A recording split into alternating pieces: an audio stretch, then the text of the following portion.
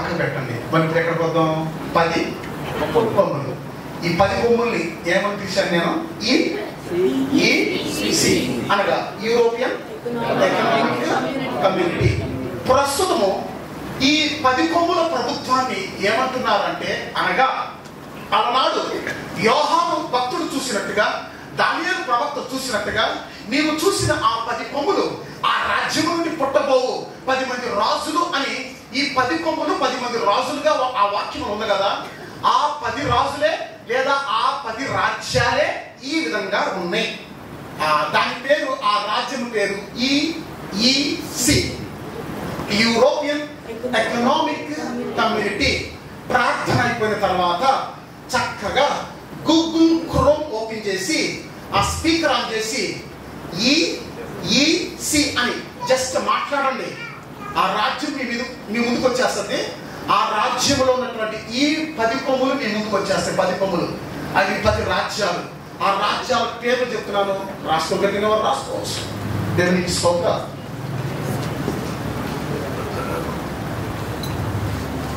ఒకటి ఫ్రాన్స్, రెండవది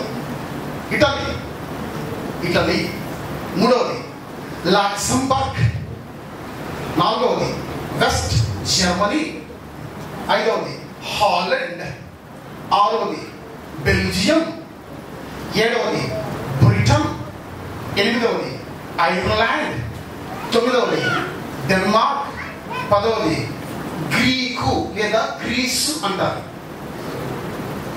మళ్ళా చెప్తున్నాను, రాసుకోవడానికి అనుకూలంగా మళ్ళా చెప్తున్నాను. ఒకటి ఫ్రాన్స్, రెండవది ఇటలీ, మూడవది లక్సెంబర్గ్, నాలుగవది వెస్ట్ జర్మనీ, ఐదవది హాలండ్, ఆరవది బ్రిటన్, ఏడవది బెల్జియం, ఎనిమిదవది ఐర్లాండ్, తొమ్మిదవది డెన్మార్క్, పదవది గ్రీస్. ఈ 10 రాజ్యాలే ఆ 10 కొమ్ములు. కావాలంటే చక్కగా ప్రార్థన అయిన తర్వాత నెమ్మదిగా ఆ గూగుల్ క్రోమ్ ఓపెన్ చేసుకుని మీరు చూడవచ్చు. అభ్యంతరం ఏమీ లేదు. రైట్, ఇంతవరకు మీకు అర్థమైంది అనుకున్నా. నెక్స్ట్ ఇంకొకటి, యోహాను భక్తుడు, దానియేలు భక్తుడు దర్శనంలో చూసినట్టుగా 10 కొమ్ములే ఉన్నాయి. కానీ ఇప్పటికి ఎన్ని కొమ్ములు తయారైంది తెలుసా? ఇప్పటికి ఎన్ని కొమ్ములు తయారైందో తెలుసా? ఇంచుమించు ఆ EECలో 30 కొమ్ములు ఉన్నాయి. ఎన్ని కొమ్ములు? 30 కొమ్ములు. అంటే 30 రాజ్యాలు ఏకమైపోయి, ఆ EECతో 30 రాజ్యాలు ఏకమైపోయింది. 30 రాజ్యాలు. అక్కడ ఒక మాట ఉంది, వారు ఇది వరకు రాజ్యములు పొందలేదు, కానీ ఆ క్రూర మృగముతో కూడా అధికారులు ఏం పొందారట? రాజుల వలె అధికారము పొందుదురు. అంటే ఈ 10 కొమ్ములు కలిపి దేనికి ఇక్కడ? క్రూర మృగానికి. అంటే దాని అర్థం ఏంటి? ఈ 10 మంది రాజులు తమ అభిప్రాయాన్ని ఏకం చేసుకొని, ఓకే మా 10 మంది మీద నువ్వు హెడ్గా ఉండు, మా 10 మంది మీద నువ్వు హెడ్గా ఉండు అని చెప్పేసి వాళ్ళ అధికారాన్ని, ఏక అభిప్రాయాన్ని ఈ మృగానికి ఇస్తారు. ఆ మృగమే అంత్యక్రీస్తు, క్రీస్తు విరోధి. అతి త్వరలో వాడు బయలుపరచబడబోతున్నాడు. సంఘం ఎత్తబడిన వెంటనే వాడి యొక్క రాజ్యము ప్రారంభించబడింది. దేవునికి స్తోత్రం కలుగును గాక. ఇప్పుడు ఇంకొక విషయం, అదేంటంటే ప్రస్తుతం ఈ యొక్క EEC అనే దాంట్లో 10 రాజ్యాలు కాకుండా ఇంకా 20 రాజ్యాలు కలిసిపోయింది. ఇది మనం దేంతో పోల్చొచ్చు, మనం దేంతో చూడవచ్చు అంటే, ఆ చెట్టు మీద నుంచి చిటారు కొమ్మకి వెళ్ళిపోయి పైకి ఎగిరిపోయింది ఏంటి? గమనించండి, 10 కాపులు కలిసి మేత మేస్తుంటే అక్కడ ఇంకొక 10 కాపులే వస్తాయి, కానీ పావురం అక్కడికి రాదు. పావురం ఎప్పుడు కూడా కింద వారి ఆహారం తినదు. ఒకవేళ తిన్నా సరే గబగబా తినేసి మరి అక్కడికి వెళ్తే మరి పైకి వెళ్ళిపోద్ది. కాకులు ఇంటి ముందు వండుకో అరుస్తాయి, గోల చేస్తాయి. పావురం అరవదో గోల చేయదు. పావురం గుడుల మీద, గోపురాల మీద, ఎత్తైనటువంటి ప్రదేశాలు ఉంటుంది పావురం. కాబట్టి 10 కాకులు ఉన్న చోటికి ఇంకో 10 కాకులు వచ్చి కలుస్తాయి అన్నట్టుగా ఈ 10 కొమ్ములతో పాటు ఇంకొక 20 కొమ్ములు ఏమైపోయి ఇప్పుడు కలిసిపోయి ఏమనుకుంటున్నారు? వాళ్ళ విధి విధానాలు ఏమున్నాయి? మనందరం కలిసి ఒకే కరెన్సీ వాడుకుందాం అని డిసైడ్ అయిపోయి ఒకే కరెన్సీ వాడుకుంటున్నారు ప్రజెంట్. అదే యూరో కరెన్సీ. ఏంటది? ఈ రాజ్యం పేరేమని చెప్పాను నేను మీకు. ఇది కరెక్టా కాదా అని తెలుసుకోవడానికి ఇంకొక ఎవిడెన్స్ చెప్తున్నా. ఎవిడెన్స్ అదేంటో చెప్పనా? ప్రజెంట్ ఈఈసి అనే పేరు మీద పాస్పోర్ట్ ఇస్తున్నారు, కావాలంటే తీసుకోవచ్చు. ఏమిస్తున్నారు? పాస్పోర్ట్. ఈఈసి అనే పేరుతో పాస్పోర్ట్ తీసుకుంటే ఈ 30 రాజ్యాల్లో వీసా లేకుండా ఎక్కడికైనా ట్రావెల్ చేయొచ్చు. ఎంత సౌకర్యంగా ఉంది. దేవునికి స్తోత్రం. ఇప్పుడు ఒక్కొక్క దేశానికి వెళ్ళాలంటే ఒక్కొక్క దేశం యొక్క వీసా కావాలి. కానీ ఈఈసి పాస్పోర్ట్ తీసుకుంటే ఈ 10 రాజ్యాల్లో ఎక్కడికైనా వెళ్ళిపోవచ్చు. ఏది? తిరుపతిలో సిటీ బస్సు ఎక్కి 2 గంటలు దిగినట్టుగా లోకల్ ఫ్లైట్ ఎక్కేసి 10 రాజ్యాలు ఎక్కడికైనా తిరగవచ్చు. రెండవది, ఈ 10 రాజ్యాల్లో వాడే కరెన్సీ ఒకటే, యూరో కరెన్సీ. అతి త్వరలో ప్రపంచం అంతటికి కూడా యూరో కరెన్సీ వ్యాపిస్తుంది. కారణం, వీళ్ళందరికీ కలిపి అధికారం రావాలంటే ప్రస్తుతం ఆర్థిక వ్యవస్థ ఒకటైపోవాలి. అమెరికాలో డాలర్ అంటారు, ఇక్కడ రూపాయి అంటారు, దుబాయ్లో దిర్హం అంటారు, కువైట్లో దీనార్ అంటారు, బ్రిటన్లో పౌండ్ అంటారు. రకాల ఒక్కొక్క దేశంలో ఒక్కొక్క కరెన్సీ ఉంది. అతి త్వరలో ఇవన్నీ ఏమవుతాయి చెప్పనా? పౌండ్ పడిపోద్ది, డాలర్ డల్ అయిపోద్ది, దీనార్ దిక్కు లేకుండా పోద్ది, రూపాయి రూపు లేకుండా పోద్ది. ఇవన్నీ ఎట్ట పోతుండగా పైకి హీరోగా ఎదిగేటువంటి ఒకే ఒక కరెన్సీ యూరో కరెన్సీ. గుర్తుపెట్టుకోండి. దేవునికి స్తోత్రం కలుగును గాక. కావాలంటే మీరు న్యూస్ పేపర్లో బిజినెస్ కాలం మీరు గమనించవచ్చు. రోజు రోజుకి యూరో వాల్యూ పెరుగుతుంది. ప్రస్తుతం అది డాలర్ కంటే కూడా విలువ ఎక్కువ అందులో ఉంది. ఈ యూరో కరెన్సీ ఈ 10 కొమ్ముల రాజ్యం ద్వారా, ఈ దశరాజ్య కూటమి ద్వారా ప్రపంచమంతా వ్యాపించేస్తుంది. ప్రపంచమంతా వ్యాపించేస్తుంది. దేవునికి స్తోత్రం. అది ఏ విధంగా వ్యాపిస్తుంది అంటే నగదు రూపంలో ఉండదు. నగదు రూపంలో ఇట్లా పేపర్లు లెక్క పెట్టుకోవడానికి మనం కనుక డబ్బులు లెక్క పెట్టుకున్నట్టు అక్కడ ఉండదు. అది everything in digitalisation mode. Everything digital mode అంటే సెల్ ఫోన్ అంకెలే కనపడతాయి. యూరో గుర్తేసి సెల్ ఫోన్ అంకెలే కనపడతాయి. అమ్మాయ నా అకౌంట్లో డబ్బులు ఉండని చెప్పేసి తలకింద సెల్ ఫోన్ పెట్టుకుని హాయి పడిపోతాడు. ఆ అంకెలు కాస్త కనపడలేదు అనుకో, గందరగోళం. ఏం చెప్పండి? గందరగోళం. దేవునికి స్తోత్రం కలుగును గాక.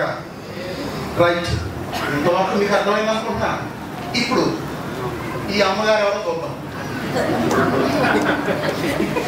ఇప్పుడు అమ్మగారు కాదేమా, అందగట్టే ఎవరేమా ఎట్లా చూడండి, ఎట్లా చూస్తున్నాం. పంపదీసి నన్నే చూస్తున్నాను. చూద్దాం ఏమైనా సంగతి ఏంటో చూద్దాం. మరి ఏమేవాడు చూద్దాం.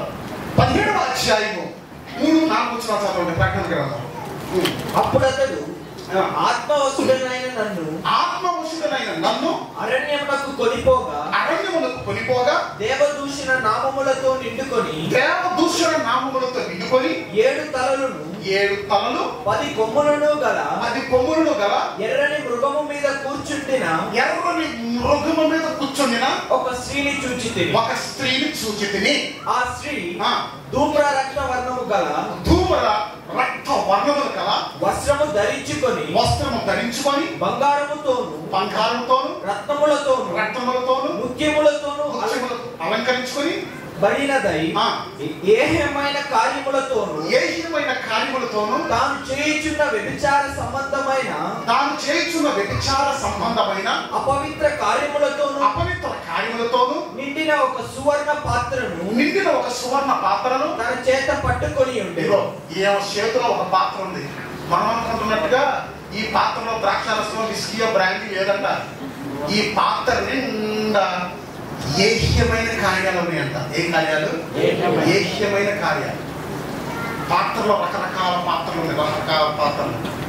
ఆ పేతురుతో యేసుప్రభువు అంటున్నాడు, తండ్రి వలన నాకు అనుగ్రహింపబడినటువంటి గిన్నెలోనిది లేదా పాత్రలోనిది నేను త్రాగొద్దా అంటున్నాడు. అక్కడ ఒక చిన్న ఫైటింగ్ జరిగింది. ఏంటా ఫైటింగ్? వాళ్ళు వచ్చారు పట్టుకోవటానికి. వచ్చినప్పుడు పేతురు అంటే గుంట్లోకి తీసి మంకు అనేటువంటి దాసుని యొక్క చెవి నరికాడు. ఆ వెంటనే ఆ చెవి కింద పడిపోయింది. మళ్ళీ ఆ చెవి తీసి యేసుప్రభు అంటించాడు. అట్లా కనుక యేసుప్రభు అంటించకపోతే ఆయన అసలు రక్షకుడే కాదు. ఆయన అంటించాలి. దేవునికి స్తోత్రం. దాని ఆత్మీయ అర్థం ఏంటో చెప్పనా? యేసుప్రభు చెప్తున్న మాట ప్రకారం తండ్రి వలన నాకు అనుగ్రహించబడినటువంటి గిన్నెలోని నేను త్రాగుకుందా అంటే ఆయన అనుభవించవలసినటువంటి శ్రమలలో ఒక శ్రమ కింద పడిపోయింది. ఆయన అనుభవించవలసినటువంటి శ్రమల్లో ఒక శ్రమ కింద పడిపోయింది. మరి దాన్ని భద్రంగా తీసుకుని ఏం వేసుకున్నాడు? గిన్నె వేసుకున్నాడు. అంటించడం అంటే అదే అర్థం. దేవునికి స్తోత్రం కలుగును గాక. కాబట్టి సంఘము సంపూర్ణపరచబడుటగాను సంఘం యొక్క రక్షణ నిమిత్తము తండ్రి వలన ఆయనకి ఎన్ని శ్రమలైతే నియమించబడినవో ఒక్క శ్రమ కూడా కింద పడిపోకుండా అన్ని అనిపించాడు. అది శ్రమల గిన్నె. ఏ గిన్నెది? బౌల్ ఆఫ్ సఫరింగ్స్ అంటారు ఇంగ్లీష్ లో. ఇక్కడ మనం చూసినట్లయితే ఈమె చేతిలో ఉన్నటువంటి పాత్ర అది కాదు. అన్ని దయ్య పనులంట, అన్ని వ్యభిచారాలంట. ఏమన్నాయి? వ్యభిచారపు క్రియలు. అది అక్కడ ఉంచండి. ఆ వ్యభిచారం ఏంటో చెప్తారు. ఆ కప్పు నిండా ఆ పాత్ర నిండా వ్యభిచారమే. తెల్లారి లేచిన తర్వాత తాగుద్దంట, బాగా తాగుద్దంట. వ్యభిచార క్రియలని తాగుద్దంట. తెల్లారి లెగ్గాని మనం కనుక పొద్దున్నే కాఫీ తాగినట్టుగా ఆ కప్పుతో తాగుద్దంటాం. ఇదేంటి చూద్దాం. పొద్దున్న నేను చెప్పాను, మీకు గుర్తుందా? ఈ అమ్మాయిని చూస్తే ఈ మృగానికి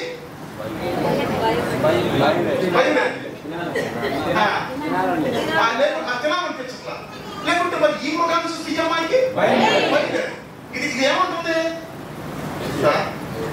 నా మీద కూర్చో, నిన్ను ఎక్కడ డ్రాప్ చేయాలో బరిగా చెప్పేవాడు. బరి మీద ఎక్కినట్టుగా, ట్రావెలింగ్ చేసినట్టుగా, ఎద్దుల మీద ఎక్కినట్టుగా, ఆవుల బండి మీద ఎక్కినట్టుగా హ్యాపీగా ఎక్కువ కూర్చుంది. ఎంత భయంకరంగా ఉంది ఆ మృగం. ఒక తలకాయతో చీల్చి పడేస్తుందంటే 7 తలకాయలతో అసలు ఆ అమ్మాయి ఉంచుద్దా? అది అంటే దాని అర్థం ఇది మృగం కాదు, అది అమ్మాయి కాదు. గమనించండి చాలా జాగ్రత్తగా. ఈ మృగాన్ని చూస్తే ఈ అమ్మాయికి భయం లేదు, ఈ అమ్మాయిని చూస్తే ఈ మృగానికి తినాలనిపించట్లేదు. అంటే ఇది మృగం కాదు, మృగం లాంటి ఒక వ్యక్తి అని చెప్పారు. మరి ఈ అమ్మాయి ఎవరు అంటే బబులోను వేశ్య. ఎవరైనా వేశ్య. ఇంకా క్లుప్తంగా చెప్తున్నాను. ఈ అమ్మాయి ఎవరంటే 17వ అధ్యాయము చివరి వచనం నీవు చూచిన స్త్రీ. 17వ అధ్యాయం 18వ వచనం చదవండి. మరియు నీవు చూచిన స్త్రీ, నీవు చూచిన ఈ యొక్క స్త్రీ భూరాజుల నేలు ఆ మహాపట్టణమే. భూరాజులను ఏర్పడిచేది ఆ మహా. ఇప్పుడు చెప్పండి, ఈ అమ్మాయి కాదు, ఒక మహా పట్టణం. ఇప్పుడు అర్థమైందా మీకు? అంటే ఇప్పుడు అర్థం ఏంటి? గుర్రాన్ని తోలేవాడు గుర్రం పైన ఉంటాడా కింద ఉంటాడా? మరి ఇప్పుడు ఈ మృగం మీద ఉందంటే ఇప్పుడు ఈ మృగాన్ని ఏం చేస్తున్నావా? తోలుతుంది. అర్థమవుతుంది మీకు? తోలటం లేదా గుర్రం మీద ఉండటం లేక మృగం మీద ఉన్నటువంటి ఏలుబడి చేయటం. నీవు చూసినటువంటి యొక్క స్త్రీ భూరాజులను ఏలు ఆ మహాపట్టణమే. అంటే ఈ మృగం మీద కూర్చుందంటే ఈ మృగాన్ని డ్రైవింగ్ చేస్తుందేమా? ఈ మృగాన్ని నడిపించేది ఆమె. అంటే ఈ దశరాజ్య కోటను నడిపించేది ఎవరు? ఏమా? ఆ ఈసీ అనే దాన్ని కంట్రోల్ చేసేది, ఆ ప్రభుత్వాన్ని నడిపించేది ఈ అమ్మాయి. భారతదేశాన్ని నడిపించేది ప్రధానమంత్రి అయినట్టు, అమెరికా నడిపించేది ప్రెసిడెంట్ అయినట్టు, అట్లాగే ఈ దశరాజ్య కూటమిని నడిపించేది కమాండ్ చేసేది ఈ అమ్మాయి అన్నమాట. అంటే ఈ అమ్మాయికి వీళ్ళంతా లోబడతారన్నమాట. అది అసలు మర్మం, అది విషయం. ఈ అమ్మాయికి వీళ్ళంతా లోబడతారు. ఎంత విచిత్రం! ఈ అమ్మాయి ఎవరంటే, ఆ స్త్రీ ఎవరంటే భూరాజులను ఏలు ఆ మహాపట్టణం. ఏంటి ఆ మహాపట్టణం అంటే? ప్రస్తుతం మనం చూస్తే, ప్రస్తుతం కాదు రాబోయే కాలంలో కూడా, రెండవది ఈ అమ్మాయి భూరాజునుడు ఏలు ఆ మహా పట్టణమే అన్నది కదా. ఇంకొకటి ఏంటంటే స్త్రీ సంఘానికి సాదృశ్యం. దేనికి సాదృశ్యం? ఈ స్త్రీ ఒక సంఘం. ఏం చెప్పండి? సంఘం. ఈ సంఘం ఈ మృగం మీద కూర్చుంది అంటే అర్థం ఏంటి? ఈ అమ్మాయి ఈ మృగంతో చేతులు కలిపింది. అదే నేను చెప్తున్నా, అనాది కాలం నుండి, ప్రారంభము నుండి భూరాజులతో ఎక్కువ స్నేహ సంబంధాలు కలిగినటువంటి వ్యవస్థ రోమన్ కథోలిక్ వ్యవస్థ. ఇదే ఆ అమ్మాయి. ఇంచుమించు 15వ శతాబ్దం కంటే ముందు నుండి కొన్ని వందల సంవత్సరాల నుండి భూరాజులతో అంటే పరిపాలకులతో, రాజకీయ నాయకులతో, దేశ నాయకులతో, ప్రపంచ నాయకులతో అత్యధికమైనటువంటి రాజకీయ సంబంధాలు కలిగినటువంటి ఏకైక సంఘం రోమన్ క్యాథలిక్ సంఘం. ఈ రోమన్ క్యాథలిక్ సంఘానికి హెడ్ ఎవరంటే పోప్. ఈ రోమన్ క్యాథలిక్ సంఘానికి హెడ్ ఎవరు? పోప్. ఆ పోప్ గురించి రేపు మీకు చూపెడతా బొమ్మ క్లియర్ గా. ఆ పోప్ ఏం చేస్తున్నాడో తెలుసా?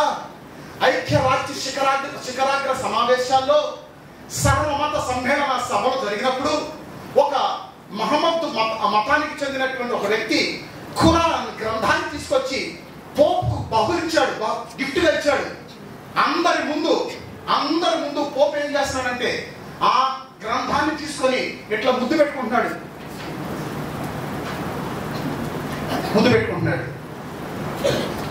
వ్యత్యాసం గమనించారా? ఇన్ని సంవత్సరాలు అయింది. బైబిల్ ఎప్పుడైనా ముద్దు పెట్టుకున్నామా మనం? అదే చిన్న చిన్న లాజిక్లే గమనించాలి. మరి ఎప్పుడైనా మనం బైబిల్ ముద్దు పెట్టుకున్నామా? పెట్టుకోరా. ఆయన సర్వమత సమ్మేళన సభలో ఆ మీటింగ్ అంతా అయిపోయిన తర్వాత ఆ గ్రంథాన్ని ముద్దు పెట్టుకుంటున్నాడు. పోపు ఆ గ్రంథాన్ని ముద్దు పెట్టుకోవచ్చా? బాగా ఆలోచించండి. ముద్దు పెట్టుకుంటున్నాడు అంటే అర్థం ఏంటి? ఆ మృగంతో చేతులు కలుపుతున్నాడు. పోపు వేసేది తెల్లబట్టలు, మనం వేసేది తెల్లబట్టలు. పోపుని ఏమంటారు తెలుసా? ప్రపంచ శాంతి దూత అంటారు. పైకి శాంతి, లోపలంతా శాంతి. రాబోయే కాలం మీరు చూడండి. దేవునికి స్తోత్రం కలుగును గాక. ఆ పోపు ఏమన్నాడు తెలుసా? పేపర్ స్టేట్మెంట్ లో, నేను హిందువులుగా పుట్టింటే బాగుండేది, హిందూ మతం అనుకూలంగా ఉంది, చాలా సౌకర్యవంతంగా ఉంది, నేను ఇందులో ఉండి చాలా ఇబ్బంది పడుతున్నానని చెప్పేసి పబ్లిక్ స్టేట్మెంట్ ఇచ్చాడు. అంటే అర్థం ఏంటి? ఆ పాప పురుషుడు బయలుపడటానికి ముందుగా భ్రష్టత్వం వస్తుంది. ఏమొస్తుంది? యెషోని పత్రికలు ఉంది కదా, రైట్. దేవునికి స్తోత్రం కలుగును గాక. అదనమాట. ఈ అమ్మాయి అంటే ఆ మతం, వీడంటే రాజకీయ నాయకుడు. ఇక్కడ బబులోని వేశ్య రాశాను అంటే దాని అర్థం మత వ్యవస్థ రాజకీయ వ్యవస్థతో కలవటమే వేశ్యతనం. అది ఈ అమ్మాయి మృగం మీద కూర్చోవటం అంటే అర్థం ఏంటంటే మత వ్యవస్థ రాజకీయ వ్యవస్థతో కలవటమే ఏంటి చెప్పండి? వేశ్యతనం. మత వ్యవస్థ రాజకీయ వ్యవస్థతో ఎన్నటికీ కలవకూడదు. దేవునికి స్తోత్రం కలుగును గాక. నేను వచ్చి ఆ శిశువును ఆరాధించినట్లుగా అడ్రస్ తెలుసుకోమన్నాడు. అసలు ఉద్దేశం ఏంటి? చంపాలనే కదా. మరి కలుసుద్దా? మతమును రాజకీయ కలుసుద్దా? ఆయన ఏమన్నాడు? నేను వచ్చి ఆయన శిశువుని పూజించినట్లుగా అడ్రస్ తెలుసుకోమన్నాడు. అసలు విషయం ఏంటి? చంపడానికి. దేవునికి స్తోత్రం కలుగును గాక. కాబట్టి ఇక్కడ మీరు గమనించండి, ఈ ఒక మత వ్యవస్థ, ఈడొక రాజకీయ నాయకుడు. వీడు నాయకుడని ఆ 13వ అధ్యాయం 18వ వచనంలో క్లియర్ గా ఉంది. బుద్ధి గలవాడు మృగం యొక్క సంఖ్యను లెక్కింపలేము, అది ఒక మనుషుని సంఖ్య. ఆ సంఖ్య 666 అని మనం చక్కగా చూస్తున్నాం. దేవుని యొక్క పరిశుద్ధ మహిమ కలుగును గాక. ఇంతవరకు మీకు అర్థమైంది అనుకుంటాను. నెక్స్ట్ స్టెప్ అదేంటి అంటే ఈ 10 కొమ్ములు ఏంటో చెప్పాను కదా, రాజ్యాల పేర్లు. మరి ఇప్పుడు 7 తలకాయలు ఏంటి? 17వ అధ్యాయము 9వ వచనం చదవండి. ప్రకటన గ్రంథం. ఇందులో జ్ఞానము గల మనస్సు కనబడు. 17వ అధ్యాయం 9వ వచనం. అదే చదవండి. జ్ఞానము గల మనస్సు కనబడు. ఆ 7 తలలు ఆ స్త్రీ కూర్చున్న 7 కొండలు. కొండలు అంటాయి. చూసారా? తలకాయలని మనం అనుకుంటాం. ఏముంది అక్కడ? కొండలు. పొద్దునంతా మనకు అర్థం కావా? తలకాయలు ఏంట్రా తలపట్టుకున్నారు అందరూ. ఏం పట్టుకోబాకండి. ఆత్మ ద్వారా దేవుడు అన్ని బయలుపరుస్తాడు. యోహానికి బయలుపరిచిన దేవుడు మనకు బయలుపరచడా? అని చెప్పండి గట్టిగా. మనుషులకు వ్యత్యాసం ఉండొచ్చు, ఆత్మకేం లేదు. మనం ప్రభురానికి సిద్ధపడటానికి ఆత్మ బిడ్డ మనకు బయలుపరుస్తున్నాడు. దేవునికి స్తోత్రం కలుగును గాక. నీవు చూసినటువంటి ఆ 7 తలలు ఆ స్త్రీ కూర్చున్న 7 అని. ఇప్పుడు ఈ మృగం మీద కూర్చోరా? ఎక్కడ కూర్చోండి? 7 కొండల మీద.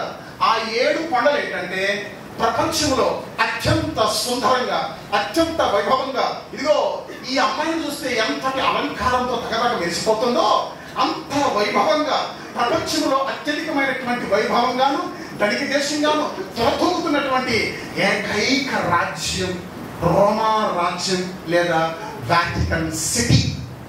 దేవునికి స్తోత్రం కలుగును గాక. ఇప్పుడు ఏడు తలకాయల పేర్లు చెప్తారు, రాసుకోండి కావాలంటే. 10 కొమ్ముల పేర్లు చెప్పారు కదా, ఇప్పుడు 7 తలకాయలు. ఆ తలకాయల పేర్లు కొంచెం వ్యత్యాసం ఉంటే రోమన్ లాంగ్వేజ్. అది ఏ లాంగ్వేజ్? నీవు చూసిన ఆ 7 తలలు, ఆ స్త్రీ కూర్చున్న 7 కొండలు, ఆ 7 కొండల పేరు రాసుకోండి. నేను ఒకటి అడిగే పేరు ఏంటంటే 7 కొండలు అంటాడు. పక్కనే అవి కాదులే, రాసుకోండి. Right, okay. ఒకటి కయోలిన్. ఇవంతా కూడా రోమన్ లాంగ్వేజ్, తెలుగు కాదు, హీబ్రూ కాదు. Kaolin, kaolin, kaolin, kaolin. రెండవది క్విరినల్, క్విరినల్, క్విరినల్, క్విరినల్. మూడవది విమినల్, విమినల్, విమినల్. నాలుగవది ఎస్క్యూలిన్, ఎస్క్యూలిన్. ఐదవది అవింటన్. ఆరవది పాలంటన్. ఏడవది కాపాటోలిన్, కాపాటోలిన్. నవ్వొస్తుంది కానీ చాలా సీరియస్ మ్యాటర్స్ ఇవన్నీ. అర్థమవుతుంది మీకు? ఎందుకు సీరియస్ మ్యాటర్స్? ఎవరు కూర్చున్నారు అక్కడ? కూర్చోండి. దేవునికి స్తోత్రం. నీవు చూసిన ఆ 7 తలలు, ఆ స్త్రీ కూర్చున్న 7 కొండలు. ఆ 7 కొండలు ఏంటంటే దనా చెప్తున్నాను చూడండి.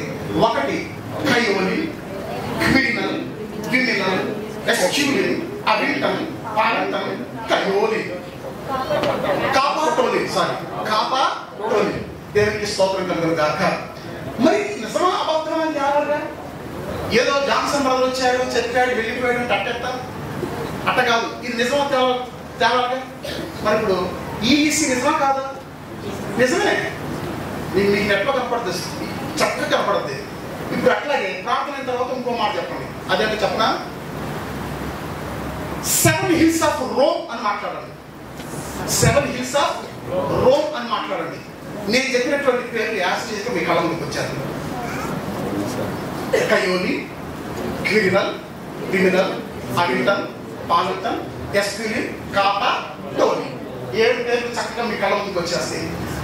ఆ కొండల పేర్లు అవి ఏంటనే? కొండల పేర్లు.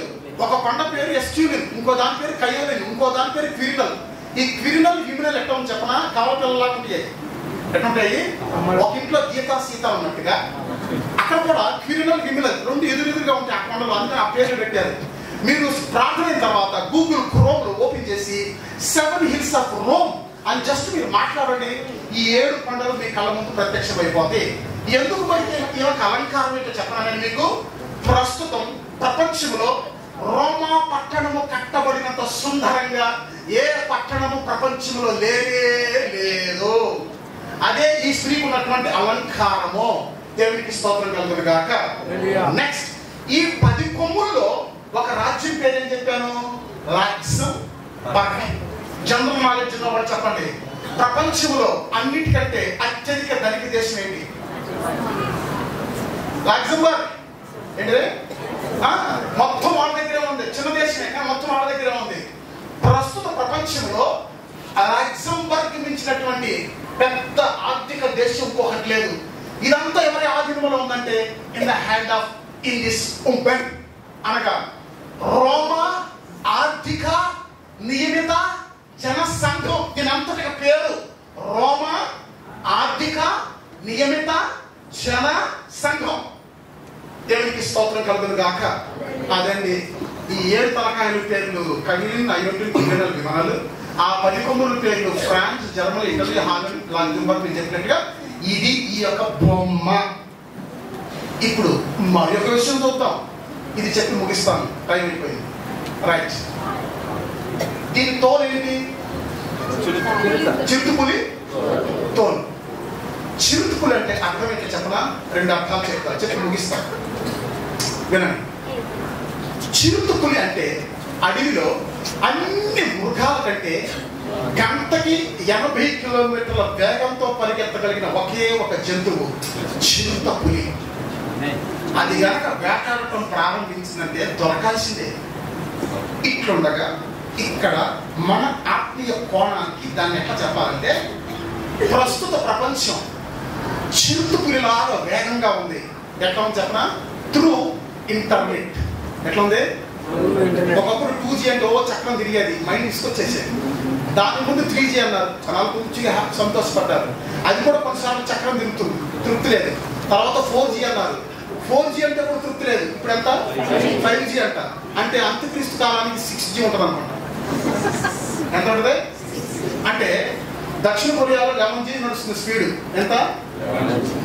అక్కడ ముట్టుకున్నావా చాలు 3 గంటల సినిమా డౌన్లోడ్ అయ్యింది. 11G speed. 5Gకే దడదలు ఆడిస్తుందంటే 11G ఏంటి అంటే దాని అర్థం ఏంటి? రాబోయే అంత్యక్రీస్తు ప్రపంచం అంతటిని కేవలం 7 సంవత్సరముల కాలంలో ప్రపంచం అంతటిని పరిపాలిస్తారంటే ఎంత వేగంగా పరిపాలిస్తారంటే ఆ speed, GB speed, internet speed. అదే చిరుతపులి అంటే అర్థం. రెండవది చిరుతపులి అనగా ఇంకొక అర్థం ఉంది. ఇర్మియా ప్రవక్త ఆ మాట అంటున్నాడు, ఇప్పుడు చదవకండి. కూషు దేశస్థుడు తన చర్మమును మార్చుకొనునా, చిరుతపులి తన మచ్చలు మార్చుకొనునా, మార్చుకొనగలిగిన ఎడల కీడు చేయ అలవాటు పడిన మీకును మేలు చేయ వల్ల పడును అంటున్నాడు. అంటే అర్థం ఏంటంటే, ఎన్ని ప్రసంగాలు విన్నా, ఎన్ని దృష్టాంతాలు విన్నా, ఎన్ని ప్రార్థనలకు వచ్చినా కొంతమందికి మచ్చలు మారవు. మచ్చలు మారవు. ఎన్ని ప్రసంగాలు విన్నా సరే ఆరోలా చెప్తానంటారు, ఆరోలా చెప్తానంటారు. ఆ ముసలోడికి ఏం పని లేదు, తెల్లారితే వాడు సిద్ధం చేసుకుంటాడు, 2 రోజులు ఉన్నా అంటాడు, ఏం పని లేదన్న జనాలంతా. రాని వచ్చింది, ముసనే వచ్చింది. ఇది కూడా ఇంతగా ఉంటుంది. దేవునికి స్తోత్రం కలుగును గాక. కాబట్టి చిరుతపులిని మనం జయించాలి. ఏం చేయాలి? నెక్స్ట్, ఈ నోరేంటి? సింహపు నోరు. అడవిలో అన్ని జంతువుల కంటే శబ్దంగా అరవగలిగినటువంటి జంతువు సింహం. అది ఎక్కడైనా ఒక చోట ఉండి గాండ్రిస్తే ఆ గాండ్రింపు శబ్దానికి మిగిలిన జంతువులు అటు ఇటు కంగారుగా పరిగెత్తుతూ ఉంటాయి. ఆ పరిగెత్తుతున్న టైంలో లట్టక్కున ఒక దాన్ని పట్టుకుని వెళ్ళిపోతుంది సింహం. అంటే అది అరిసిందంటే ఒకటి దొరకాల్సిందే, అది పరిగెత్తిందంటే ఒకటే దొరకాల్సిందే. దేవునికి స్తోత్రం కలుగును గాక. మరి దీని ఆత్మీయ అర్థం ఏంటి అని మనం చూస్తే, సింహపు నోరు ఎవరిని మృంగుదునా అని ఏం చేస్తున్నాడు? గట్టి సింహంలాగా తిరుగుతున్నాడు. అది అట్ట పెట్టండి. ఇంకో అర్థం ఉంది, అదేంటో తెలుసా? సింహపు నోరు అనగా అంత్యక్రీస్తు అనేవాడు యెరూషలేమును రాజధానిగా చేసుకొని అక్కడ వాడు తన ప్రతిమను నిర్మించి యెరూషలేములో వాడు మాట్లాడుతుంటే ప్రపంచం అంతా కూడా వాడి ప్రసంగం అదే సెకండ్లో ప్రపంచంలో ఎన్ని భాషలు ఉన్నాయో అన్ని భాషలు రిలీజ్ అయిపోతాయి. ఇప్పుడు ఎర్రకోటలో ప్రధానమంత్రి ఆగస్టు 15వ తారీఖున ప్రసంగం చేస్తుంటే అక్కడ ఏ లాంగ్వేజ్ లో ప్రసంగం చేస్తున్నాడో అదే మనకి ఇక్కడ కనపడుతుంది. కానీ అంత్యక్రీస్తు అట్ట కాదంట, వాడు అక్కడ ఇంగ్లీష్ లో మాట్లాడుతుంటే నాకు ఇక్కడ తెలుగులో కనపడుతుంది ఎట్ ది సేమ్ టైం. అందువల్ల ఒకే పదాన్ని 1 సెకండ్ లో 600 భాషల్లోనికి తర్జుమా చేయగలిగినటువంటి సూపర్ కంప్యూటర్స్ ఇప్పటికే వచ్చేసి దేవునికి స్తోత్రం కలుగును గాక.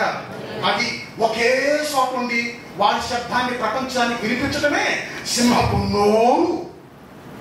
మరి ఎలుగుబంటి పాదాలేంటి? అది కొంతమంది అంటారు, అరే నా పట్టు బల్లుకొక పట్టురా, నేను పట్టానంటే పొదనరా అంటారు. ఆ ఎలుగుబంటికి అచ్చ తెలుగులో మరి ఒక పేరు బల్లుకొక పట్టు. బల్లుకు అంటే ఎలుగుబంటు. అంటే అంత్యక్రీస్తు పరిపాలన ఎట్లా ఉంటుంది చెప్పనా? వాడు ఒక రూల్ ప్రతిపాదించాడంటే, ఒక నియమాన్ని, ఒక జీవో ప్రవేశపెట్టాడంటే దానిని నెరవేర్చడంలో ఎట్టి పరిస్థితుల్లో నిద్రపోడు. ఎంతమందినైనా సరే కాలు కింద పెట్టి తొక్కి పెడతాడు. దేవునికి స్తోత్రం. ఎలుగుబంటు తనకు దొరికినటువంటి ఎరను నాలుగుతో నాకి నాకి నాకి చంపేస్తుంది. ఎలుగుబంటి యొక్క నాలుక ఇసుక పేపర్ వలె, ఎమిరీ పేపర్ వలె గరుగ్గా ఉంటుంది. ఎలుగుబంటి 2 నిమిషాలకు నాకిందంటే చాలు చర్మం ఊడిపోయి బయటకే వస్తుంది రక్తం. అంటే